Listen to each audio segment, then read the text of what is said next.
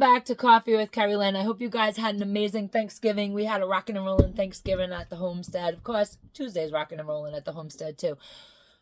We have a big family, and that family's having their families. So it's always a lot of stuff going on around here at all times we're working Homestead. There's people in, there's people out, there's people coming, going, shopping in the refrigerator, shopping in the back pantry. We got it all happening.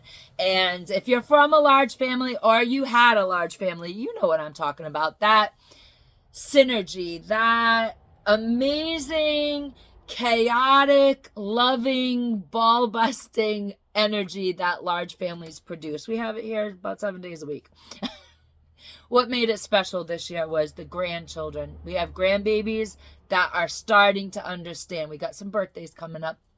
One in January, one in February. So we've got an almost 5-year-old, an almost 4-year-old, and the baby just turned a year old. Everything is spectacular and amazing for the baby. But we noticed with the older grandchildren, the older grandbabies, they are coming into an awareness of the spirit of the season. Not so much the commercialization, but the spirit of the season, which is something that I'm absolutely thrilled with. When my kids were growing up, we had spirit of the season. Commercialization was 10 minutes in the morning on Christmas Day. And I never let that really overshadow what the holiday season means. And as a result, I have some very well-adjusted millennials. They are the most giving, caring adults that you can meet.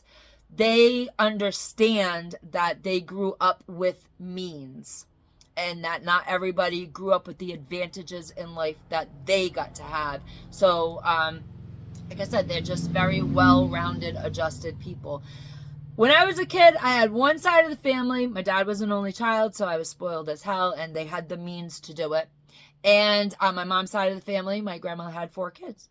And when my grandma had kids, she also had grandkids at the same time. So it was night and day. And I got very well balanced, understanding that on one side was very commercial, a certain way. And on the other side was very love and care, and all that came first. So it just balanced me out. We did the same thing to our kids. I did things with my kids that people thought was so ridiculously mean to them when they were growing up around the holidays time. I used to have them write their Christmas list out. Then I take them to the store and I'd buy the thing that they talked about the most on their Christmas list, because that was their favorite thing, the thing that they wanted most. Then I made them give it to charity. And that's just how it went. As they got older, they developed an understanding that Christmas is in the heart, and it really is year round. That joy, that gratitude, that empathy, that amazing grace feeling that you feel year round, that is the true meaning of the holidays. And you can take that with you year round. And owning our own business, like I said, we were very fortunate. Our children were very fortunate. They saw the sacrifice that it took as they got older. They saw the sacrifice it took to make sure everybody had enough of everything that they needed. We identify needs and wants in our family, not so much. Not everything is a need. Cell phones, iPhones, they weren't needs. iPods, they weren't needs. Those were wants.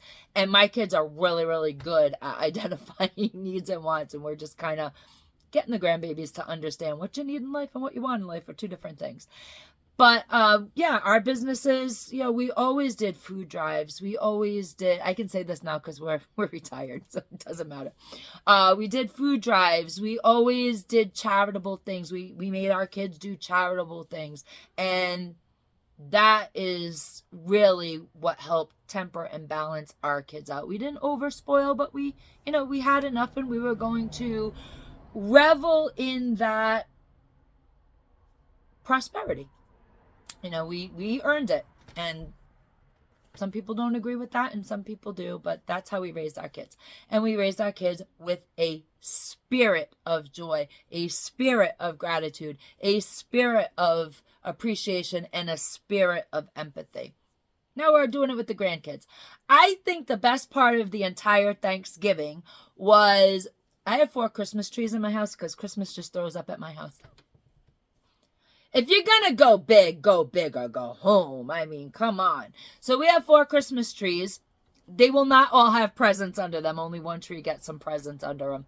And we gave one tree to the older children, the 4-year-old and the 3-year-old, to decorate. And of course, they were so impressed with themselves.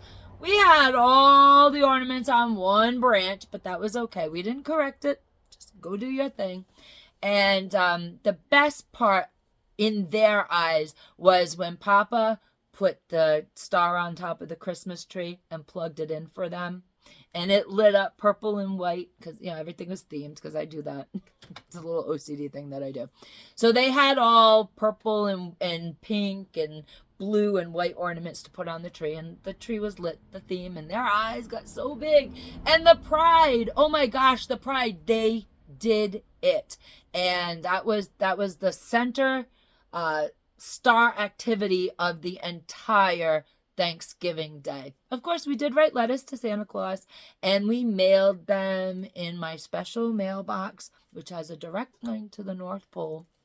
And we did the normal, go out and did our barn chores, and they took care of their bunny because, of course, they have bunny storage at Mima's house. Mima's storing all their wildlife.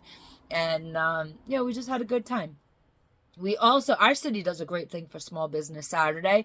So, of course, we extend everything, all the lovely holiday excitement throughout the entire weekend. And we all went and saw the reindeer on Saturday, and we went to the rec center and we saw Santa Claus and Mrs. Claus and did all the reindeer things and all the kids' activities there and did the bouncy house. And it was really a great time. And that was our holiday. And now here we are. Back to normal. It's just back to normal everyday life and working and waiting for people to stop on by and pick up their dinner tonight. I'm filming this in between more absolute chaos. So we are going to be talking about some serious stuff because there is serious stuff going on in the world, ladies and gentlemen. And we are going to be doing current events at least once a week. Happy holidays. I know, it's terrible. People call me nature girl, but what they really mean is survival prepper girl. And I have avoided doing a lot of that on this channel. I talk about your pantry, have your pantry stocked.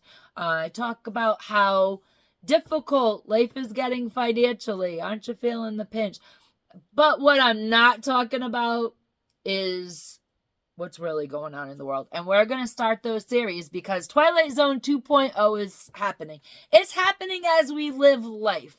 And I think that we need to start discussing it. When this channel first started, I did a lot of current events, and that's what I do. I keep up on the news. I keep up on what's going on in China. Should you be panicking right now? Absolutely not.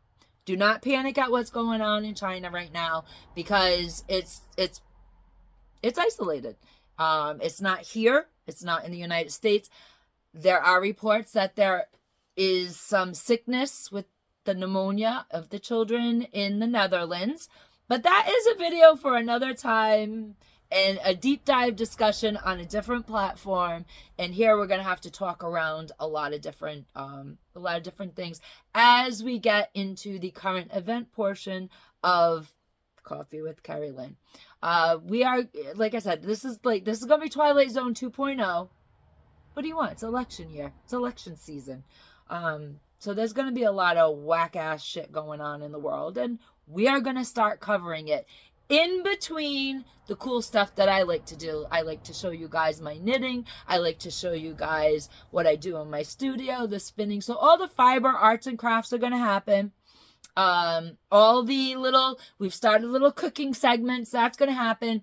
And I thought about breaking the channel up, and I'm not going to do it. I'm going to keep it all on one channel. So like, subscribe, smash that like button, smash the thumbs down button if you want. None of it matters to me because as long as you do something, if you leave a comment and you smash the like button or you smash the dislike button, it's attention, and all attention is good, including negative attention on the YouTube platform. So I don't care what you do, like me, dislike me, subscribe, anything, hit the little notification bell. Give me a little boost at something Something you can do free. Doesn't cost you nothing to be subscribed to my channel, and it doesn't cost you nothing to do one of these. Doesn't matter which one. It all gets me put up in the algorithm.